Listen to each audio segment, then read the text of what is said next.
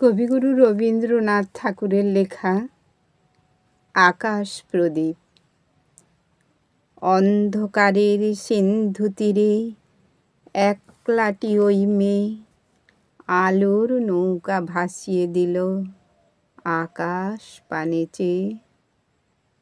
মা যে তাহার স্বর্গে গেছে এই কথা সে জানে। ওই প্রদীপের খেয়াবে আসবে ঘরের পানে। পৃথিবীতে অসংখ্য লোক অগণ্য তার পথ।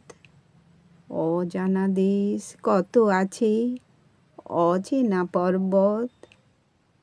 তারই মধ্যে স্বর্গ থেকে ছোট্ট ঘরের কোণ। যায় কি দেখা যেথায় থাকে দুটিতে ভাই বোন। মা কি তাদের খুঁজে খুঁজে বেড়ায় অন্ধকারে। তারায় তারায় পথ হারিয়ে যায় শূন্যের পারে। মেয়ের হাতের একটি আলো জ্বালিয়ে দিল রেখে। সেই আলো মা নেবে চিনে অসীম দূরের থেকে। ঘুমের মধ্যে আসবে ওদের চুমো খাবার তরে। রাতে রাতে মা হারা সেই বিছানাটির পরে।